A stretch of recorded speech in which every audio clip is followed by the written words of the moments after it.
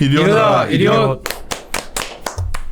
시장이 뭐 쉬어가지 않고 계속 뭐 버티고 있는 상황인데, 하여튼 저희가 하반기 시리즈 자산 배분으로서 신주거 팀장이 하우스 뷰를 정하시기 때문에 그 내용이 들어있고요. 예. 자산 배분 어떻게 가야 되는지 뭐 그런 내용을 담겨 있는 겁니다.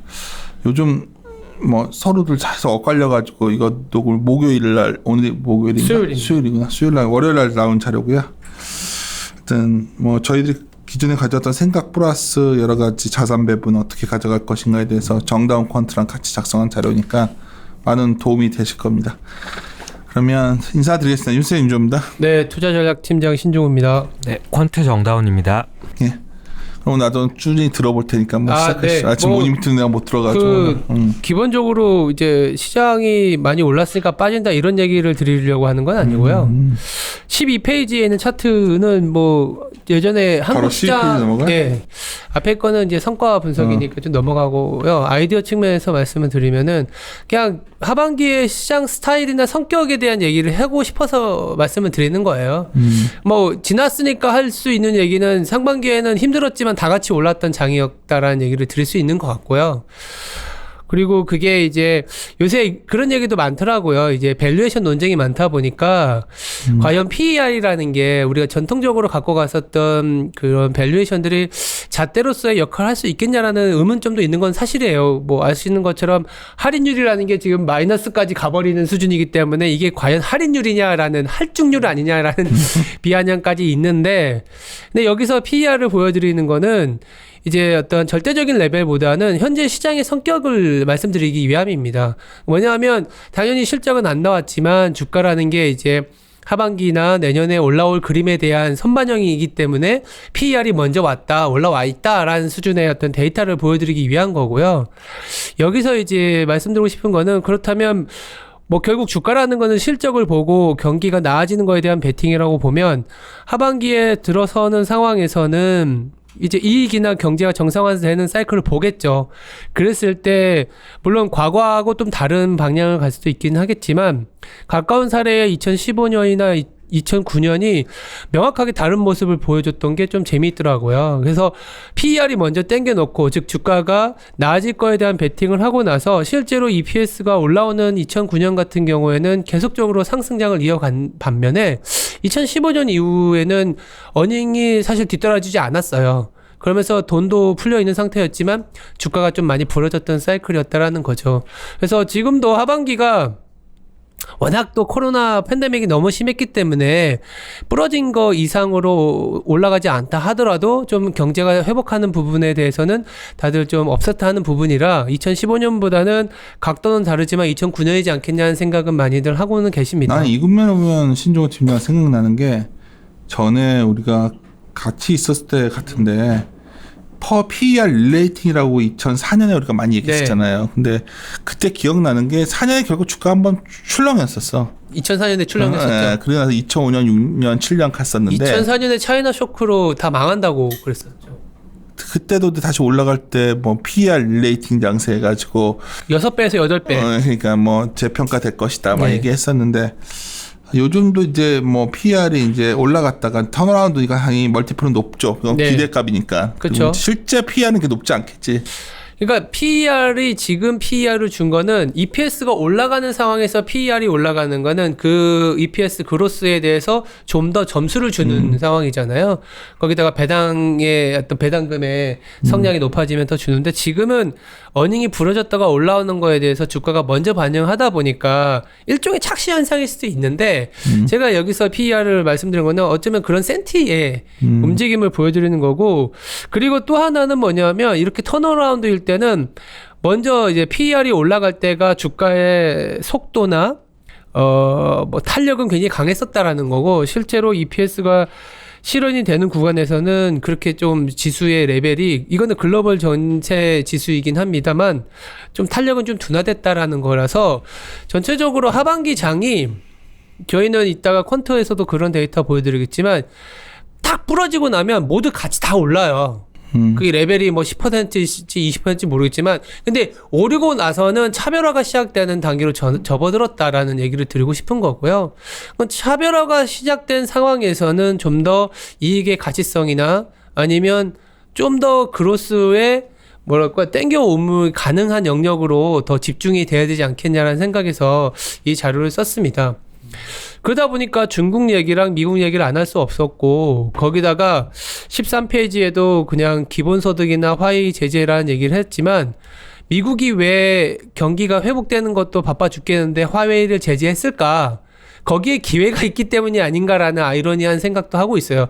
결론부터 말씀드리면 중국도 결국 투자할 수 있을 만한 어떤 수요라는 걸 보여줘야 되고, 단기적으로. 그래서 굉장한 경기 부양책을 쓸 수밖에 없는 상황인 건 아실 거고요.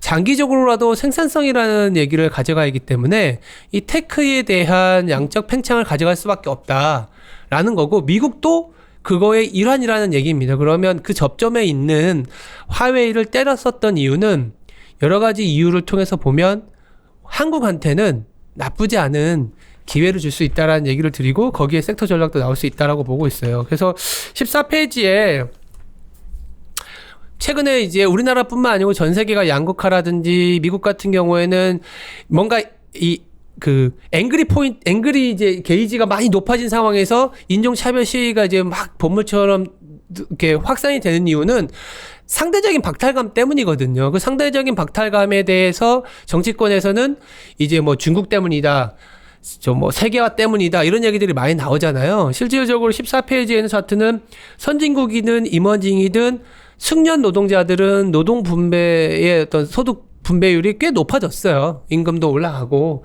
근데 중위급 이하 아니면 뭐 하위 쪽에 있는 분들은 더 못 살아졌죠. 거기다가 QE를 시행하고 나서는 자산의 보유도 약간 양극화가 심해졌고, 이런 일반론적인 얘기를 드리는데, 이런 얘기를 드리는 이유는 결국 우리가 미국이나 중국이나 동일하게 이 양극화된 사람, 최근에 또 이제 코로나 이슈로 인해서 기본소득을 직접 살포하는 이 단계에서 계속적인 재정 지출을 하려면 아이러니하게 또 이 성장을 계속 해야 된다는 얘기를 할 수밖에 없는 거예요. 만약에 지출이 계속 늘어나는데 성장이 안 나오면 부채 비율이 엄청 올라가죠. 그렇죠.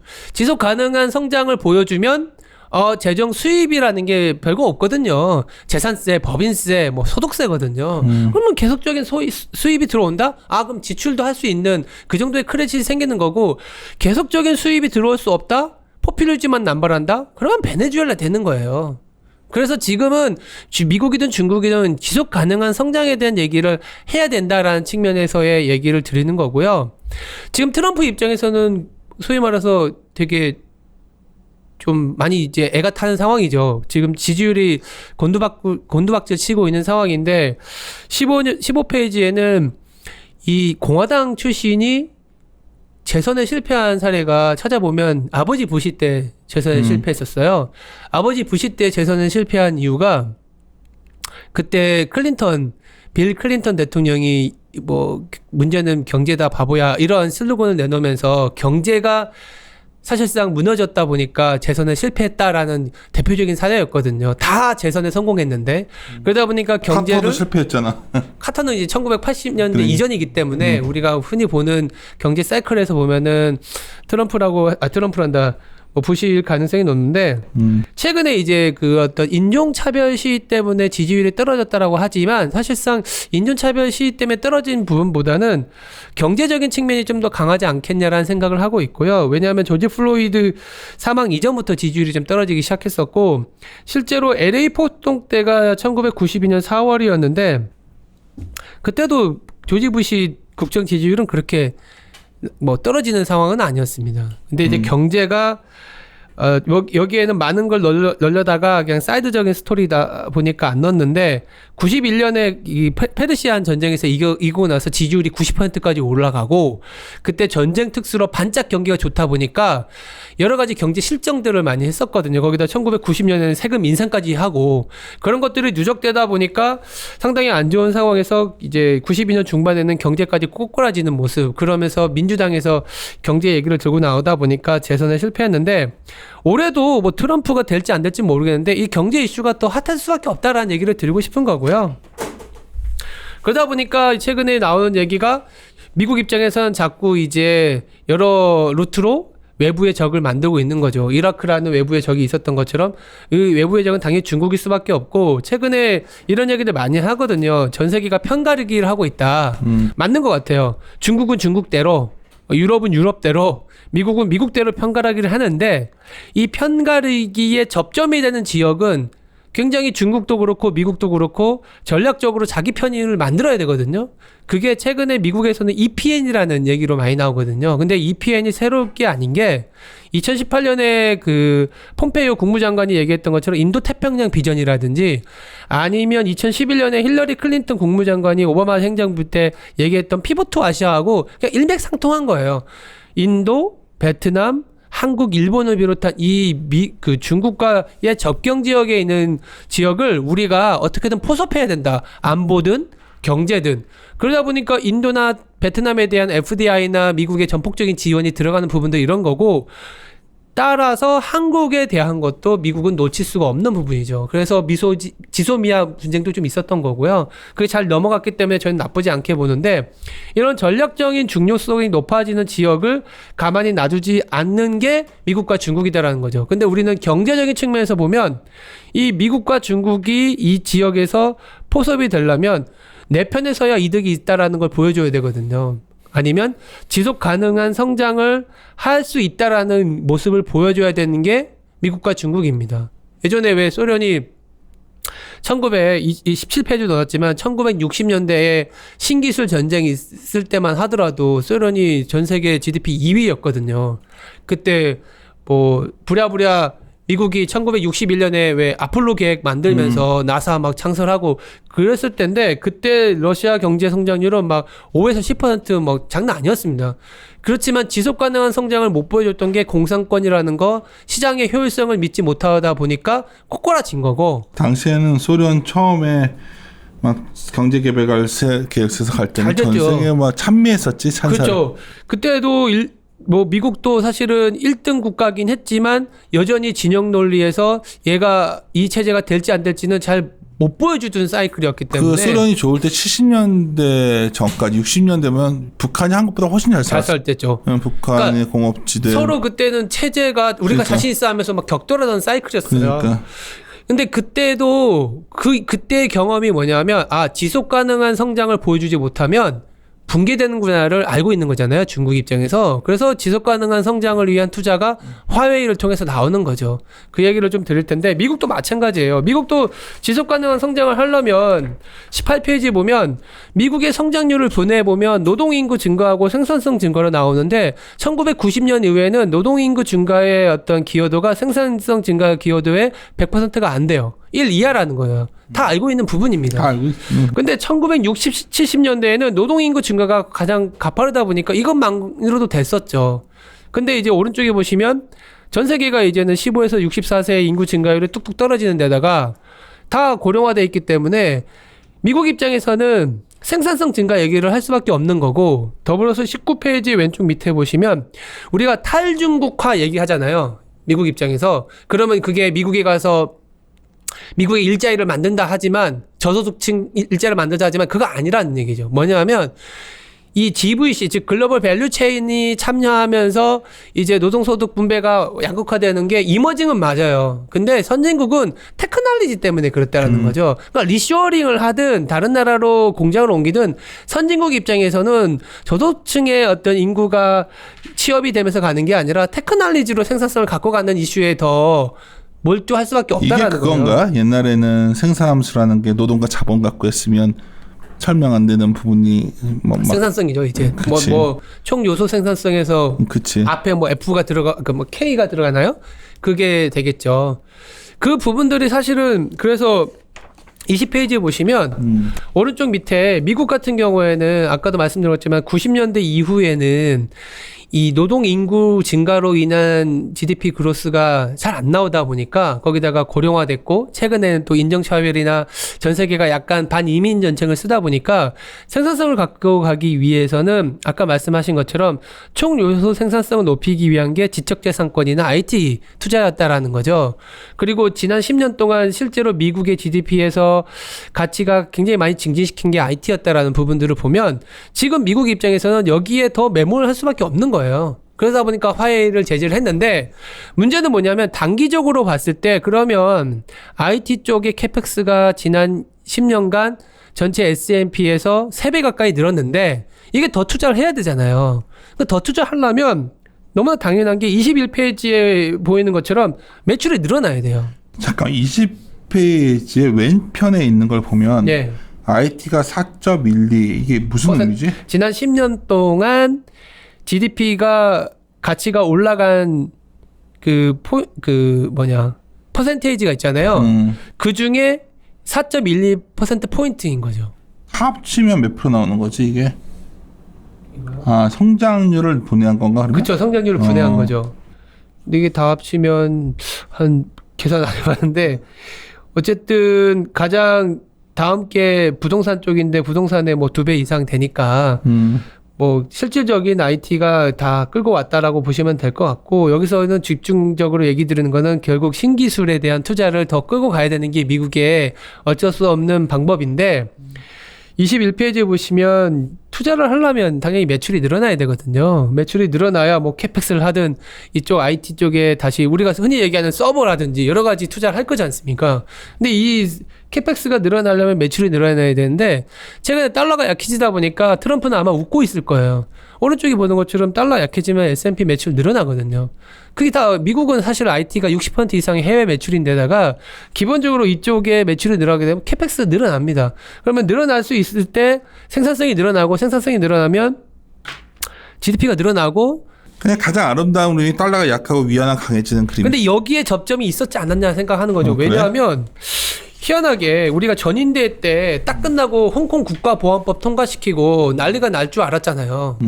그리고 트럼프 입장에서도 홍콩 특별집이 다 박탈을 시작하겠다 했는데 위안화 다 쇼친다고 얘기했는데 그때부터 위안화 강해졌어요. 여기 그러니까 사실 그때부터 가장 큰 변화는 위안화였어. 위안화도 약해지지 않았고 달러가 그때 굉장히 약해지기 시작했어요. 그래서 저는 개인적으로 생각하는 게 야 이거 무역 합의가 생각보다 잘 이행되는 거 아니겠느냐. 우리가 2천억 달러의 미국의 제품을 사주는 거는 물리적으로 코로나로 인해서 수요가 붕괴됐기 때문에 안 되는 건 당연하고 두 번째가 환율 조작의 문제였는데 오른쪽에 있는 차트를 보시면 짙은 파란 선이 사실상 환율 조작을 했다는 흔적이에요. 근데 거의 지금 안 하고 있거든요. 그렇다면 환율 조작을 하지 않는다라는 거는 미국 입장에서는 달러가 위안화 대비해서는 약해질 수 있다라는 거고 매출이 일어날 수 있는 개연성을 줬다라는 부분들은 겉으로는 뭐 인권이나 여러 가지로 인해 싸우겠지만 내부적으로는 이런 환적인 부분들은 일정 부분 서로가 접점을 맞춰간 거 아니겠냐라는 생각을 하는 거죠. 그 22페이지 오른편 그림 보면 이게 네. 환율 조작의 증거라고 했는데 네. 이게 어디를 보고 산 거지? 네. FX 세틀드한 거 있잖아요. 이게 밑으로 내려갈수록 이를테면 이렇게 생각하시면 돼요. 위안화가 강해질 것 같은데 달러를 이제 매입하면서 위안화를 판 그 조작의 강도라고 보시면 돼요. 중앙은행이. 중앙은행이. 네. 그래서 그게 플러스로 있다라는 거는 오히려 위안화가 강해지게끔 했다라고도 볼 수 있는 거죠. 아, 개입을 했었네 그러면.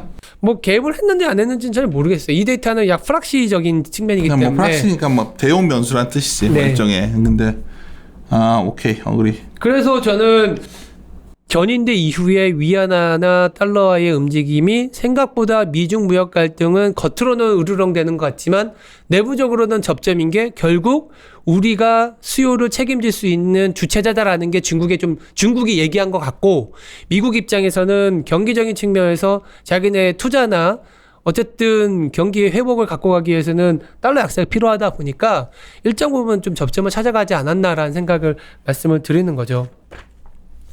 근데 이제 미국도 미국이지만 저는 하반기에 생각보다 중국이 나빠 보이지 않다라는 게 그런 것 같아요. 25페이지에 보시면 중국도 자기들이 큰 국가로 가고자 하는 거잖아요. 그러려면 두 가지가 필요한데 이것도 동일한데 우리도 미국만큼의 낼 수가 있다라는 걸 보여줘야 되고 두 번째는 우리도 지속 가능한 성장을 한다라는 걸 보여줘야 되는 거죠.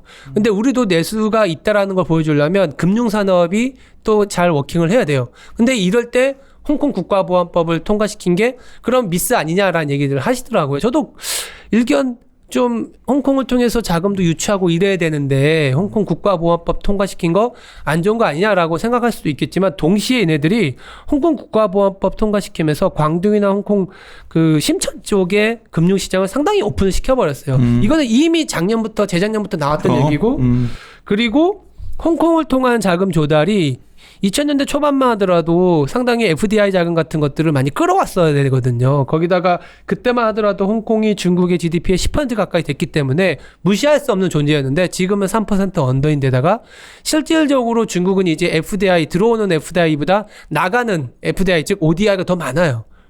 그래서 자금이 굉장히 많기 때문에 홍콩을 통해서 자금을 펀딩 받는 부분들도 오히려 야 니네 어차피 홍콩을 통해서 우리나라에 투자하려고 했잖아 라는 식으로 얘기한다면 심천을 키워줄게 라고 얘기하는 거고 뒤에서도 말씀드렸지만 그러다 보니까 금융시장을 자꾸 오픈시키고 있어요. 여기에는 뭐 해당 지역의 위안화라든지 은행증권보험시장을 개방한다든지 이런 부분들은 상당히 그러니까 억지로라도 홍콩 때문에 심천이나 그 이외의 대체 지역을 더 보기 좋게 만들려는 노력을 더 강화시킬 거다라는 게 저희들 생각이고 그게 가능한 이유가 뭐 예전에 뭐 최광래 이코노미스트도 얘기했지만 지금은 코로나 때문에 호기를 좀 잡았지 않느냐 절호에 기회지 않느냐 왜냐하면 2014년 이후에 미국이 금리를 올리다 보니까 뭔가 전환점을 만들려고 했어도 자금 유출 압박이라든지 위안화가 강해질 수 있을 만한 개연성이 없었는데 달러가 빠져나갈 수 있는 위험이 있었죠. 그렇죠. 근데 지금은 뭐 내외 금리 차도 상당히 넉넉히 벌어져 있고 지금 기사 검색해 보시면 전 세계 외국인들 특히 채권 투자자들이 중국 같은 경우에는 일드가 2.8% 나오니까 이 정도 성장하는데 2.8% 나오는 거면 괜찮다 해서 굉장히 많이 사들어와요. 실질적으로 27페이지에 보시면 포트폴리오 쪽, 그 채권 쪽 자금도 상당히 많이 들어오고 있고 거기다 주식 쪽으로도 외국인들이 상당히 많이 들어오고 있는 상황이다라고 보고 있고요. 금융시장 오픈과 관련해서 한 가지 재미있는 또 그 제도가 작년 말에 뉴스로는 잘 안 나왔는데 검색하다 보니까 IPO를 원래 심사제에서 등록제로 전환을 했습니다. 그만큼 이제 좀 좋은 기업들이라고 할 수 있는 부분들 내지는 그동안에 홍콩을 통한 이제 IPO를 상당히 많이 했었는데 작년까지만 하더라도 홍콩이 전 세계에서 IPO 규모로는 가장 컸습니다. 중국의 존재 때문이도 해거니와 여러 가지 아이디어가 있었는데 올해 1분기 KPMG 데이터를 통해서 보니까 홍콩은 한 4위로 밀려나고요. 상하이가 1등으로 올라와 있어요. 그리고 3월 달부터 IPO 이 심사제도 등록제로 전환한 데다가 공시제도라든지 여러 가지 보호제도들 그리고 개인 투자자들이 투자할 수 있을 만큼의 이제 증시 자금의 어떤 그 제도를 마련하다 보니까 말씀드린 것처럼 홍콩을 대체하는 자본시장의 개방을 되게 가파르게 갖고 가고 있다라는 얘기를 드리고 있고요. 더불어서 중국 같은 경우에는 자산시장을 키워놔야지만이 즉 우리나라에 투자해도 먹을 게 있다는 걸 보여줘야 되는데 내부적인 자금 지원도 굉장히 강해요. 기관 쪽에서는 보험사들한테 주식 비중을 높이는 부분도 있고 또 하나 재밌는 거는 우리나라 80년대 후반에도 그때 부동산 가격이 굉장히 많이 뛰었을 때 국민주 청약 같은 거 불러일으키면서 그때 일반 리테일 자금을 사실 증시 쪽으로 상당히 많이 자금을 끌어들였거든요. 그래서 지금 중국 같은 경우에는 기업 대출 대비 가계 대출이 50%밖에 안 되기 때문에 이 부분은 상당히 좀 늘려주고 있는 상황이다라고 얘기를 드리고 있습니다. 30페이지 넘어가시면 근데 이제 자본시장만 개방하고 제도만 만들어졌다고 해서 자금이 오진 않아요. 성장을 보여줘야 되거든요. 근데 성장을 보여줘야 되는데 30페이지에 샤오캉 사회라고 건설을 얘기를 드린 이유는 뭐냐면 올해가 샤오캉 소강사회 만들겠다라는 마지막 해예요. 2010년 대비 2020년에 GDP 2배 만들겠다. 그러려면 올해 4에서 5% 성장률 나와야 되는데 1분기에 7% 빠졌잖아요. 단순 계산하면 나머지 2, 3, 4분기가 GDP 10% 올라와야 돼요. 근데 단기적으로 10% 올라가기 위한 GDP 그로스 레이트는 뭐가 가장 세냐? 건설 경기밖에 없어요. 우리나라도 마찬가지고 전 세계 어느 나라나 고용 유발 개수가 높고 단기 경기 부양책이 높은 거는 건설이에요. 실질적으로 31페이지의 오른쪽 위에 보시면 우리나라도 문제가 되는 게 밑단에 있는 고용이 안 되다 보니까 문제인데 중국도 마찬가지인 게 농민공들이 상당히 많이 취업이 돼 있는 데가 제조업하고 건설인데 제조업 같은 경우에는 수출 제조업들이 많은데 지금 수출 모멘텀 안 되잖아요. 그리고 공급 과잉 상태가 많다 보니까 건설업을 자꾸 건드릴 수밖에 없다라는 생각을 갖고 있었는데 때마침 최근에 중국이 신형 인프라 말고 구형 인프라까지 풀어주는 모습이 나오고 있죠.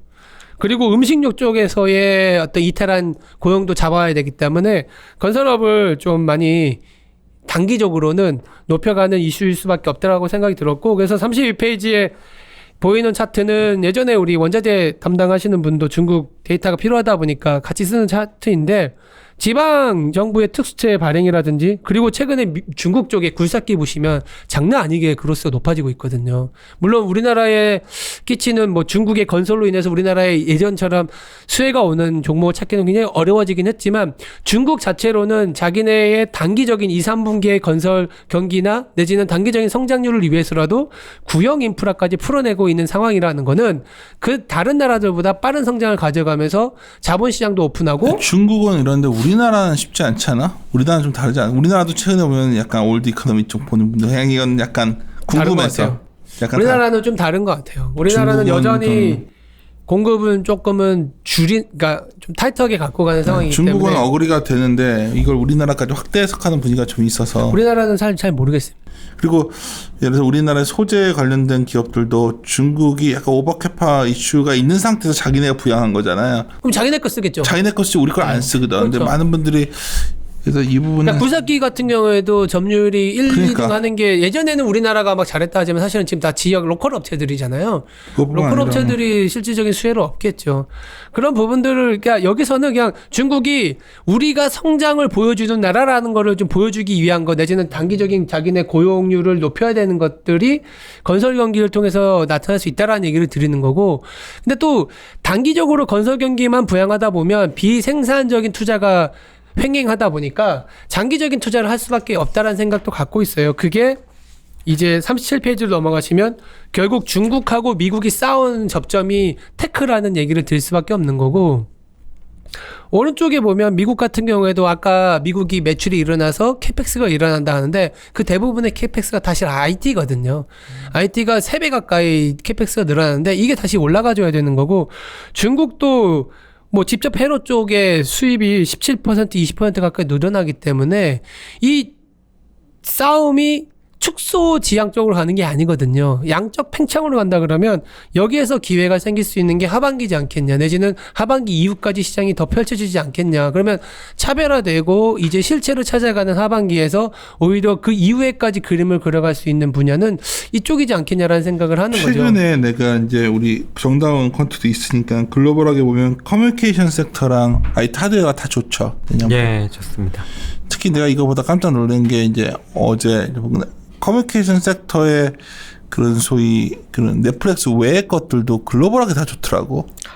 그쵸. 나라는 잘 기억이 안 나는데 원래 전통적으로 그런 IT 비중이 높지 않은 나라인데 올해 들어서 시가총액 비중 뭐 15% 이상까지 올라왔다 이런 얘기들이 많이 있는 상황이고요. 사실 뭐 이 자료에서도 계속 얘기를 하지만 글로벌리 시장이 좀 동조가 나오는데 이 상황에서 성장이 나오는 업종, 종목들이 비즈니스 모델이 크게 다르지가 않아요. 그러더라고. 네. 그러다 보니까 자금은 끊임없이 쏠리는 거고 시장의 유동성은 뭐 물론 미국을 중심으로 늘어나기는 했지만 그 이외의 나라들도 우리나라도 유동성이 늘어나다 보니까 그런 쪽으로 자금이 쏠린다고 봐야죠. 내가 어제 진짜 플랫폼 자본주의라는 책을 읽었는데 계속 하는 얘기가 결국은 플랫폼 자본주의의 어떤 자산 가치 핵심은 데이터라는 얘기를 계속하면서 데이터와 어떻게 보면 우리가 현재 촬영하고 있는 유튜브 같은 어떤 이런 무형 인텐저블 굿이라는 거예요. 그래서 결국 IT 하드웨어에서는 반도체가 있는 거고 뭐 뭘까요? 그런 거에서는 뭐 드라마 업체도 있을 거고 우리나라에 뭐 유튜브 SBS도 있을 거고 뭐 이런 업체들의 가치가 생각보다 글로벌하게 올라오는 느낌 다들. 그래서 중국도 이게 엄청 많을 거. 지금 우리가 중국 TV나 이런 거 안 봐서 그런데 중국이 엄청 이거 나중에 장사가 되겠어. 인구가 많으니까 일단. 그러겠죠. 그래서 그냥 시켰는데 하여튼 생산성 쪽이 이쪽이 엄청 좋아지고. 그래서 결국 이제 시야를 좁혀서 한국에 대한 얘기를 드리면 39페이지인 차트가 막 아까 뭐 여러 가지 뭐 무역이나 이랬지만 사실 한마디로 얘기하면 중국하고 미국이 싸우는 지역이 IT 이쪽 반도체 지역인데 이쪽은 축소 지향적으로 뭐 예를 들어서 TSMC가 미국에 붙는다 그러면 하웨이도 고객사가 필요한 거고 전체적인 또 가장 그 IT 경쟁에서 기초 소재가 또 반도체잖아요, 칩. 그러면 우리나라 반도체는 뭐 글로벌 과점화되어 있는 상황에서 나쁘지 않을 거라는 생각은 드는 거죠. 거기다가 오른쪽 위에 보시면 우리 이제 최영산 반도체 담당하시는 분도 하반기에 대해서 다들 커셔싸게 봤잖아요. 서버가 수요가 생각보다 고객사들이 재고가 많을 거다라는 얘기부터 모바일 수요가 살아나겠냐 했는데 생각보다 모바일 수요 살아나게 되면 서버 갖고 있는 고객사들도 재고가 많지 않기 때문에 서둘러서 가격 협상에 나서지 않겠냐라는 얘기까지 나오는 상황이라서 그랬을 때 오른쪽 밑에 보시면 굉장히 베어리시하게, 그러니까 상대적으로 베어리시하게 보는 반도체 영업이익 비중이 하반기에는 코스피 내에서 올라가는 차트를 그리고 있어요. 그러면 이런 미국과 중국이 장기적인 성장률을 가져가는 싸움에서 어쨌든 반도체의 수혜를 갖고 가게 되면 이 영업이익 비중은 더 올라갈 수 있다라고 보는 거죠. 그러면 이익의 가식성이나 비저빌리티가 생각보다 반도체가 높지 않겠냐, 그러면 반도체를 사자라는 콜을 드리는데 여기서 고민은 뭐냐면, 여기에는 안 적어놨지만 이 반도체 시총 비중 올라갈 때 코스피 차트 같이 그려보면 묘한 점이 있어요. 뭐냐면 반도체 시총 비중이 올라갈 때 이게 시총 비중이 제가 진한 파란 선으로 그려놨지 않습니까? 이 진한 파란 선을 제가 말씀으로 드리면 2011년에서 2013년까지 올라가고요. 2016년에서 2017년 말까지 올라가고 2019년에 올라갔었던 거예요. 이때 반도체는 주가 측면에서 73%, 115%, 25% 엄청 급등했잖아요. 코스피는 마이너스 0.1%, 36%, 마이너스 2%예요. 다시 한번 숫자 좀 불러줘봐. 하나 적어놔야겠다. 그러니까 코스피는 2011년에서 처음에 보이는 반도체 비중이 올라가는 이 상황에서 반도체 73% 오를 때 코스피는 마이너스 0.8%였어요. 그러니까 반도체만 가고 다른 건 다 싸그리 안 좋았던 거죠. 13년까지. 예. 그리고 근데 16년부터 17년 이때 넘어가는 요때 그래프는 반도체 업종이 115% 늘어나는데 시총이 주가가 코스피는 36% 올랐어요. 이때는 유럽도 좋고 중국도 좋을 때였죠. 그래도 반도체가 엄청 좋았던 거죠. 그리고 가장 최근에 2018년 말에서 최근 2020년 초반까지는 반도체 25% 오를 때 코스피가 2% 빠져요. 그러니까 여기서 드리고 싶은 말은 뭐냐면 반도체가 되니까 코스피 빠진다라는 얘기를 드리고 싶은 게 아니라 하반기에 분명히 기대에 의해서 실제 기대가 현실화되는지 그 이후에 성적이 나오는지를 또 가늠하는 그런 시장의 스타일이 될 것 같은데 저희들 예상에는 빠진다가 아니라 스타일적인 측면에서 차별화가 나타날 것 같고 기대가 현실화되는 상황에서 정말로 이 밸류에이션이 정당화되는지를 보고 가는 장인데 그때 반도체가 생각보다 나쁘지 않은 그림으로 갈 때 반도체는 일단 갈 것 같아요. 근데 그랬을 때 나머지 것들이 같이 갈 수 있느냐라는 부분들은 있는 것 같습니다. 그리고 이런 건 있는 것 같아요. 왼쪽에 하반기에 수출 증가율이 올라온다는 생각을 갖고 땡겼기 때문에 만약에 수출 증가율이 올라오면 전체 수출에서 20% 이상이 반도체니까 반도체 같이 올라가겠죠. 그러면 반도체를 산다라는 전략에서도 시장을 언더하더라도 올라가는 거에 대한 베팅이니까 오케이. 다만 만약에 수출이 안 올라오면 반도체도 안 올라오지만 다른 건 더 작살난다는 얘기거든요. 그래서 여러 가지 어떤 전략적인 선택을 한다고 하면은 하반기에 인덱스 플레이가 생각보다 만만치 않더라도 만약 반도체가 갔을 때 야, 인덱스는 1%밖에 안 되는데 반도체 70% 간 장도 있었다는 얘기를 드리고 싶은 거고요. 거꾸로 어쩌면 반도체만 가서 나머지들이 못 갈 수도 있는 시장일 수도 있지 않겠냐. 근데 그거는 가정인 거고 그냥 지금 상황에서 어쩌면 마음 편하게 어프로치할 수 있는 거는 IT와 미국의 내지는 중국이 싸움에서 위안화가 강세로 가거나 달러가 약세로 가거나 미국의 IT가 캐펙스를 하거나 미국의 중국의 어떤 생산성을 갖고 간 싸움에서 그 접점에 반도체가 있고 한국이 이런 비지빌리티가 있다면 지금 수준에서는 이걸로 좀 갈아타서 중장기적으로 좀 대비하는 것들이 좀 괜찮지 않겠냐라는 그런 말씀을 드리는 거죠. 오케이. 그다음에 퀀트 쪽에서 하시는 거는 좀 들어볼까요? 네. 퀀트 쪽에서 저는 이제 앞에서는 좀 중장기적인 그림을 말씀을 드렸다면은 저는 좀 단기적으로 3분기 내지는 하반기 정도 시야로 봤을 때 중국이 좀 괜찮아 보인다라고 좀 말씀을 드리는 거고요.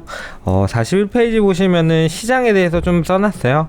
시장을 보시면은 워낙 주가는 많이 올라와 있어요. 뭐 오른쪽 위에 차트 보시면은 다 같이 빠졌다가 다 같이 올라가는 그림에서 거의 선형적인 모습을 보이는 그런 그림을 보이고 있고요.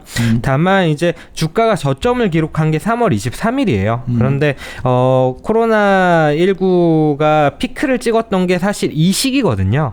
그러다 보니까 주가는 올라왔지만 EPS는 꾸준히 빠져서 현재는 멀티플이 상당히 좀 높아져 있는 상황인 거고요. 오른쪽 아래 차트 보시면은 국가별 분포들도 최근 5년 PER 레인지 대비해서 거의 최상단에 위치해 있다라고 좀 말씀을 드릴 수 있고요. 상당 이상 가 있지. 네, 그렇죠. 우리나라가 내가 봤을 때 12.5배 거의 왔던데 포워드로. 네, 그렇죠. 나 처음 보는데 위기 이후에 맞지 않아? 맞습니다. 이게 다들 헷갈리는 거죠. 완전히 멀티플이 이제 세 군면에 갔다 이렇게 얘기하면 편한데. 아니, 그러니까 멀티플이 그게 EPS가 이렇게 리니어하게 올라가는데 PER이 올라가게 되면 저는 재평가라고 봐요. 그게 아니라 EPS가 빠졌는데 주가가 버텨서 올라간 거는 동일한 말이야. 그러니까 자꾸 이거 갖다 PER 재평가라고 얘기를 하는데 재평가는 엄밀히 말하면 EPS가 굳건하게 계단식 상승하는 과정에서 멀티플이 순간적으로 그렇죠. 슈팅이 나올 때 PER 릴레이팅이라는 표현을 쓰지. 성장이라든지 배당 성량이라든지 이런 것들의 변화가 발생했기 때문에 우리나라가 뭐 주주 가치를 우선 했다거나 뭐 너무 이제 후행적 논리가 요즘 느는데 여하튼 네. 요 42페이지 차트도 재밌어요. 네, 42페이지 차트가 이제 앞에서도 꾸준히 좀 얘기가 나왔는데 글로벌리 주가가 동조화되는 그림, 주가가 글로벌리 쇼크를 받았을 때 거기서 회복할 때 어떤 식으로 좀 흘러가느냐라는 부분인데 이 파란 선 차트가 위로 올라가면은 국가별로 주가 수익률이 같이 가는 거고 아래로 빠지면은 좀 차별화가 나타나는 그림이다라고 좀 봐주시면 될 것 같고요. 데이터 간략하게만 말씀을 드리면은 글로벌 주요 국가들의 주가 지수의 일간 수익률을 60일간 상관계수를 내서 그 값을 평균한 거를 시계열로 좀 찍은 거다라고 좀 봐주시면 될 것 같고요. 이때 나타나는 특징이 세 가지가 좀 있어요. 이렇게 좀 피크를 찍고 나면은 그 이후에는 주가가 상승 탄력이 좀 떨어진다라는 부분, 그리고 두 번째로는 주가가 차별화가 나타난다. 국가라든지 아니면은 섹터라든지 아니면 종목이라든지 이런 부분에 있어서 실제로 주가가 좋아지는 것과 그렇지 못한 것들이 좀 차이가 심해진다는 거죠. 그리고 마지막으로는 좀 퀀트 베이스의 전략들이 좀 맞아떨어지기 시작한다라는 부분이거든요. 사실 생각해보면은 매크로 충격은 글로벌리 다 같이 받기 때문에 주가가 같이 빠지는 거고 올라올 때도 기대감이 같이 생기기 때문에 같이 올라오는 건데 동반해서 다시 반등한 이후에는 지금 현 시점으로 보면은 기대감으로 주가를 땡기고 나니까 실제 그 기대감이 맞나? 라는 생각을 하게 되는 거고 데이터를 확인을 해야 주가는 더 가거나 혹은 버티거나 할 수 있다는 얘기를 드리는 겁니다. 그런 상황에서 주가가 차별화된다면 국가 단위로 따졌을 때는 좀 중국이 좋아 보인다라고 말씀을 드리는 거고요. 중국이 좋아 보이는 이유 첫 번째는 일단 상대적으로 부담이 적다는 얘기를 드리고 있어요. 부담이 적다는 게 가격 단에서 부담이 적다는 게 첫 번째고요. 두 번째로는 멀티플 단에서도 부담이 좀 덜하다라고 말씀을 드리고 있습니다. 43페이지 왼쪽 아래 차트 봐주시면은 중국은 사실 주가가 별로 못 올라왔어요. 저점 대비해서 독일, 한국, 미국은 많이 올라왔는데 중국은 아직 많이 못 올라와 있고요. 그럼에도 불구하고 오른쪽 아래 PER 차트 보시면은 중국이 한국 다음으로 낮은 레벨이기 때문에 밸류에이션 단에서도 사실 뭐 멀티플이 리레이팅 되니 많이 이런 얘기는 일단 차치하고서라도 일단 숫자 자체는 성장률이 좋은 나라니까. 그렇죠. 그럼에도 불구하고 멀티플이 낮다는 거는 좀 상대적으로 좋은 부분이다라고 말씀을 드릴 수 있는 거고요. 성장률에 대해서 말씀을 해주셨는데 마침 딱 그 성장률에 대한 얘기를 하려고 해요. 뭐 사실 이건 다들 공감을 하시는 얘기기는 한데 IMF 경제 성장률을 보던 아니면은 주요 국가별로 EPS 성장률을 좀 보던 중국이 단연코 좀 우수한 나라예요. 뭐 EM 자체에 대해서 IMF도 그렇고 DM보다는 좀 성장률이 좋을 거다라고 하는 컨센서스가 좀 형성이 되어 있는 상태이고요. 그런데다가 앞에서 말씀드렸다시피 멀티플이라든지 주가라든지 이런 부담이 덜하기 때문에 좀 더 손쉽게 접근을 할 수 있지 않을까 좀 생각을 하고 있고요. 마지막으로 이제 수급적인 측면인데요. 수급적인 측면에서도 달러가 약세로 가면서 이머징으로의 자금 유입 가능성에 대해서 좀 얘기가 나오고 있어요. 달러 약세에 대해서는 아무래도 완화적인 정책이 워낙 많이 나와서 시중에 유동성이 많이 나와 있고, 그런데다가 어쨌든 코로나19는 끝나는 이슈고 경제가 회복된다라고 생각을 한다면 달러는 약세로 갈 수 있고, 그러면 달러 강세라는 부분이 사실은 미국 증시를 받치는 요인 중에 하나였는데, 이 부분이 이머징으로 좀 확산이 될 수 있지 않을까 좀 생각을 하고 있는 거고요. 그리고 사실 여기에 데이터는 제가 찾지를 못해서 못 넣었는데, 글로벌리 이제 자산 배분하는 펀드들을 조사를 해보면은 주식에 대한 비중은 상대적으로 상당히 좀 낮아져 있어요. 다들 이제 더블딥을 우려를 하다 보니까 주식을 많이 못 채운 거죠. 그런데도 불구하고 미국 쪽에는 비중이 거의 2010년 이후로 가장 높은 수준까지 올라와 있는 상황이에요. 그러니까 만약에 여기서 주식 쪽으로 자금이 더 들어온다거나 아니면은 자금이 북미 쪽에 쏠려 있던 게 분산이 된다고 한다면 이머징, 그리고 이머징에서도 제일 큰 중국 쪽이 아무래도 좀 수혜를 받을 수 있을 거다라고 좀 판단을 하고 있습니다. 네, 뒤쪽. 네. 국가별로 나중에 이제 그 포트폴리오 직접 자산 배분 한 거 얘기를 할까요 말까요? 이거는 뭐 사실 약간 어려운 내용이긴 한데 방송으로 하기에는 그렇죠. 여기 이 모델에서도 참고해 주시면 좋을 것 같고, 모델에서도 중국이 제 21개국 유니버스를 가지고 하는데 전체에서 4위를 차지를 했어요.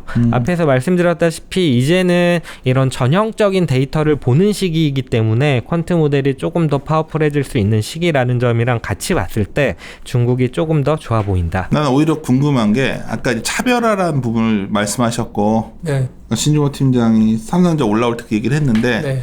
그래서 아까 정다운 퀀트가 퀀트 모델이 잘 맞는 장이라고 네. 그랬잖아요.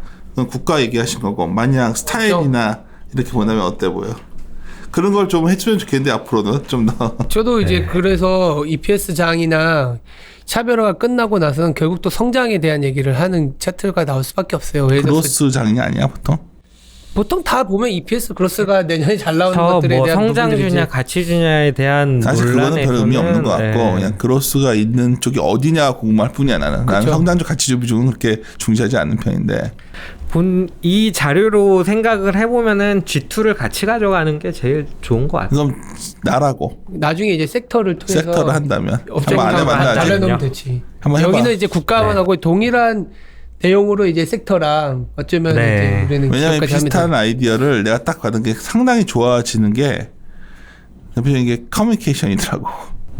커뮤니케이션도 사실 그게 뭐 IT니까. 그치. 네. IT 소프트웨어라 사이트 하드웨어 두 개는 알겠고, 그냥 지금 그쵸. 그 단계로 넘어가야 되는 건 맞는 것 같아요. 그리고 나머지들 이제들이 잘 안 도는 것 같더라고. 나머지들은. 지금 그 12개월 포워드 아까 안 그래도 오전에 염동천 연구한테 야, 지금 돌아서 있는 거 뭐냐라고 보니까 헬스케어 커뮤니케이션 IT 하드웨어 그거예요. 소프트웨어 마지막에 반도체. 또 하나 있어. 음식료 하나 있어. 좀 음식 좀 올라온 거 요만큼. 예, 그 정도예요. 나머지 에너지나 소재 이런 쪽은 아직 좀 빠지고 있어요. 아직은.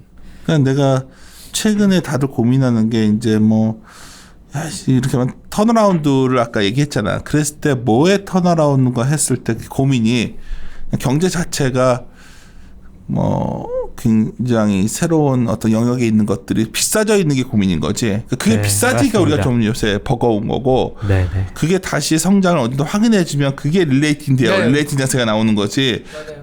미국이 나스닥이 많이 갔으니까 고점이고 이제는 그걸 팔아가지고 예를 들어서 저 밑에 있는 철강주와 뭐 이걸 사야 된다. 시크릿 이 논리는 아닌 것 같아서 나는. 저도 그거보다는 그냥 그 큐그로스가 나오는 애들한테 밸류에이션 더 줄 수 있다고 보고는 있거든요. 큐그로스라는 건 뭐냐면 결국은 아까 말씀하신 그런 뭐 아마존에서도 큐그로스가 나왔을 수밖에 없는 게 여기서 말하는 큐그로스는 실질적인 큐도 있지만 원래 있었던 세상에서 MS를 늘려가는 애들도 마찬가지고 온라인 비중이 늘어나는 것도 사실 원래 큐가 100이지만 그중에 MS 늘리면서 자기의 큐그로스 늘어가는 거랑 그러니까 이런 동일하게 거지. 옛날에서 그런 성장에서도 페이스북이나 이런 것처럼 그러니까 광고로 봤던 비즈니스는 별로고 구독 모델들이 더 좋다는 거 내지는 뭐 예를 들어서 우리나라 치면 뭐 카카오나 네이버도 결국은 어떤 플랫폼에 뭘 더 심게 되면 가치를 받고 이제 옛날에는 이 플랫폼들이 내가 이만큼의 네트워크가 있어 나 광고를 얼마 받을 거야 이 모델은 이제 굉장히 밸류에이션을 많이 줄 수가 없는 상황. 그래서 그런 게 해당되는 게 뭐가 있을까? 그러니까 그런 고민들이 오히려 여기서 세분화되는 느낌으로 가더라고 지금. 더 집중화될 수도 있다고 보고 있어요. 그러니까 긱스의 세 분류가 거기까지 더 들어가나? 어떻게 돼 있지? 세 분류 다 들어가지. 내가 알기로는 예. 바이오, 제약, 헬스케어도 헬스케어 더 밑단으로 갈 수 기자재 있어요. 쪽이 더 좋다는 거야. 이게 1, 2, 3, 1은 11개고 2는 뭐 20몇 개고 3로 넘어가면 네, 3가 더 세분화되긴 그러니까 해요. 3까지 들어가서 긱스로 좀 우리가 한번 보면 해봐야 할 해볼 필요가 수 있는 것 있죠. 같아. 그러니까 내가 지금 최근에 이게 우리가 긱스가 옛날에 10개 다 11개 됐잖아요. 이제 그것만 보기에는 그 안에 세부 항목들이 커지고 있는 것 같고 근데 우리나라는 그렇게 안 돼 있잖아. 문제는 우리나라는 제대로. 돼 있어도 뭐 기업 하나 기업이 너무 종목이 섞여 많진 않을 거예요. 않으니까. 아마. 네, 세 분류까지. 그래서 미국 같은 경우 충분히 해볼 수 있으니까 네. 성장이 나오는 그러니까- 섹터나 최근에 이제 변화가 있는 것들 잡아서 섹터별 배분을 떠나서 그게 더 섹터별 배분. 배분이 더 의미 있는 거 아니겠는가 하는 게 이제는 좀 잡혀가는 것 같아서 전화 들어오시고 바쁘신 것 같으니까 예 나중에 알겠습니다. 너무 갑자기 이렇게 우리끼리 갑자기 내가 어제랑 다 이거예요. 이제 어떤 사람은 네이버 카카오를 지금 다시 탈 것이냐 이 고민하는 사람들이 있고 그러니까 전자에 대해서는 이제는 뭐 내년 거 바라보면 딱 답이 나오니까 그냥 전자에서 물리겠다 생각은 이제 반론이 별로 없어 얘기하면 아 그래요? 별로 크지 않아 전자. 근데 저는 좀 약간 의심스러운 게 코비드 19로 인해서 세상이 변했다고는 하지만 코비드 19로 인해서 우리나라 체질이 급박하게 변했을까? 아니면 아까 말씀하신 것처럼 우리가 없었던 수요를 갑자기 막 생기게 만들면서 할 수 있을까? 이건 아닌 것 같거든요. 그러면 지금 우리나라 실적의 그 어떤 비즈니스 모델에서 그나마 돈을 벌 수 있는 기업, 성장이 나올 수 있는 기업은 저는 그냥 삼성전자, 하이닉스 이쪽 반도체밖에 없을 거라는 생각이 드는데. 저 콩콜이 2시. 그래 컨콜 시작했네. 미안. 이게 중요한 일정이 있어가지고 급하게 마무리 들어가겠습니다. 예. 이리 오느라. 이리 오.